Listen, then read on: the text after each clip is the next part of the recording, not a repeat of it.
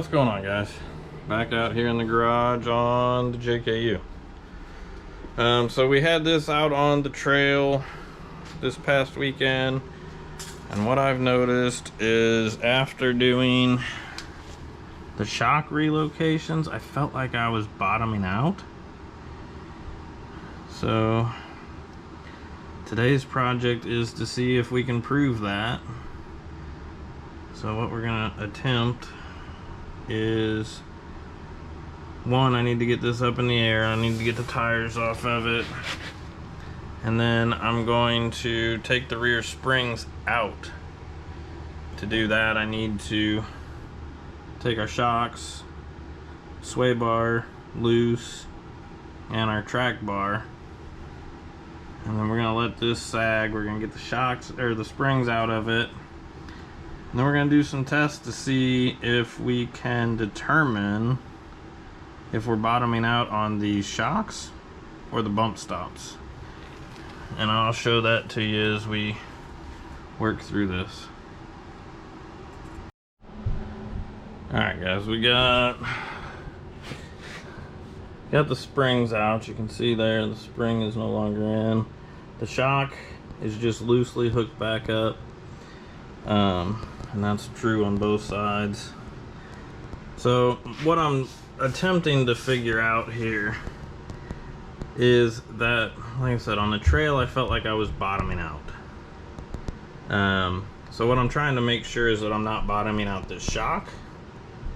So what we're gonna do now that the spring is out, the suspension is a lot freer. So I'm gonna jack this up until that bump stop right there touches the bump stop up there. Ideally, that should happen before this shock gets fully compressed. So let's get going here.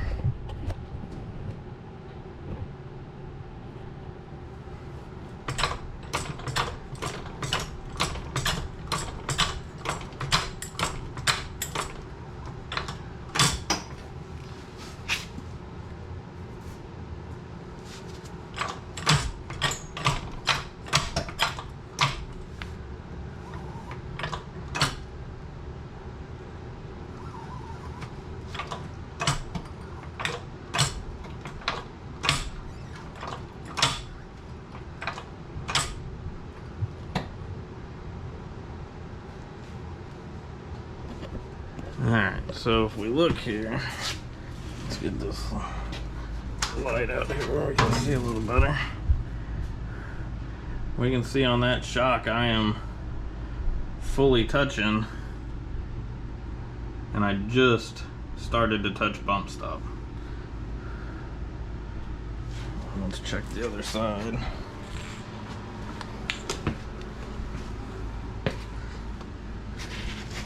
Actually, on that you can just see daylight through there, and we're fully compressed on the shock.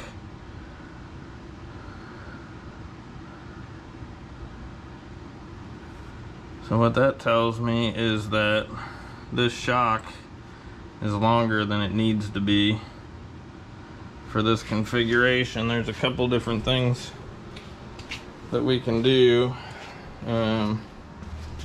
The other thing I want to do here is try taking side to side and see how that compresses.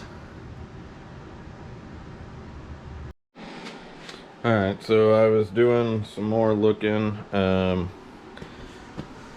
going to go ahead and just jack up one side. I went ahead and I put a jack stand over there, and that way I can just jack up one side to see what happens here.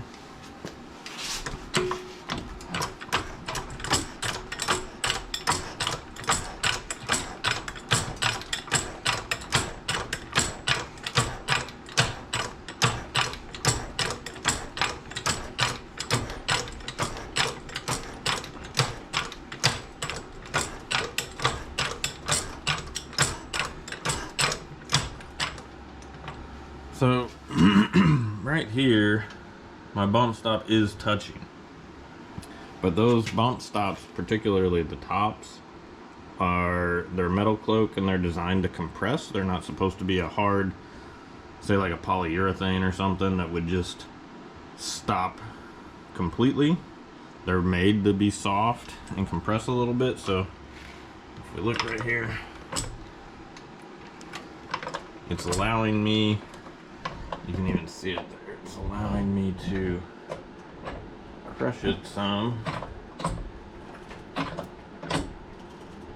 But now I am tight on that shock.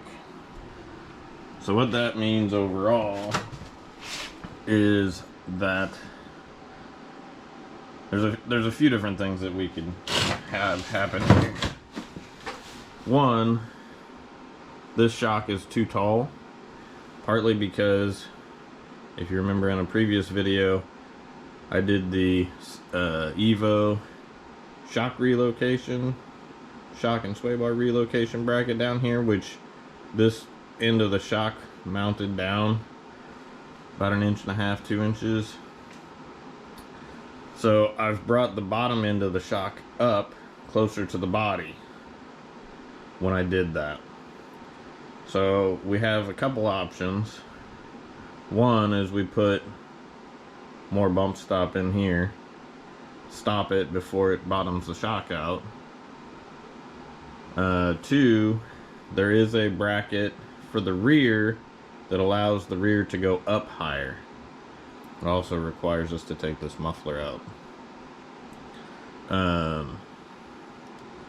But I think that's the route we're gonna go, is we're gonna get a bracket that it'll need to be cut and bolted in where the shock mounts at the top, and I'll show you guys that as I get into it. They're not here yet, but they will be. So we're gonna do that, and we're also gonna trade out these shocks. We're gonna go with Metal Cloaks. What is it, Rock Shock? Now I am running JKS dual rate springs. I'm not running Metal Cloak springs, but I think we'll be good for that. So those are what possibilities that we have. Like I said, we could increase the bump stop in there, solving this problem, but not giving me as much up travel. By doing what we're thinking here is we're gonna relocate that shock. It takes it 2 inches higher and 2.5 inches toward the rear. So by doing that, that would fix our travel problem here. And then what we'll end up doing, I'd mentioned before, I do have limit straps to put in here. So once we get this all lined out again, we'll look at putting limit straps in here to keep the suspension from the exact opposite of this, from pulling on that shock at the bottom. And I can show you what that looks like here.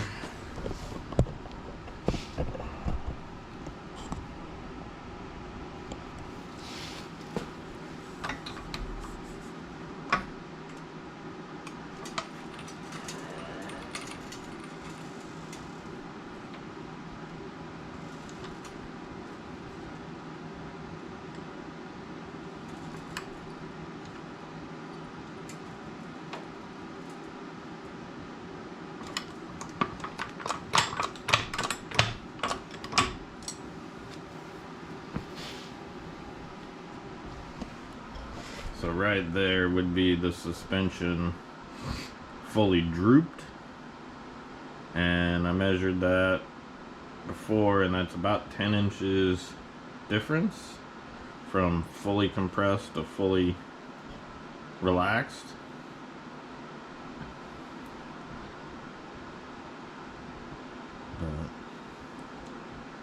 So that's where we're at. So now for today, really all I need to do is put this back together, and I need to double check that everything is good and tight. I did also have a rattle on the trail. It sounded like just a washer clanking around, which would tell me that I just didn't tighten something completely, but I couldn't find it on the trail, and from what I've been looking at today, everything looks tight. So I don't know where I was hearing that. It sounded like it was coming from this passenger rear, so I'll give it a good once over and make sure I haven't missed tightening something. One other thing I did notice, I think I started to point out, this particular bolt needs to be flipped over. The threaded end of this has been digging into my bump stop down here.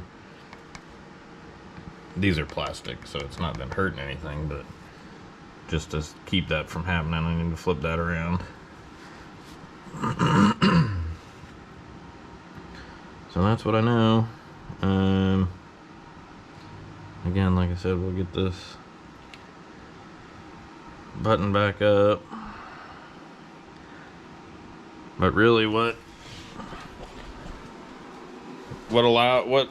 pulling the springs out allows is for you to kind of cycle your suspension without dealing with the springs in there also.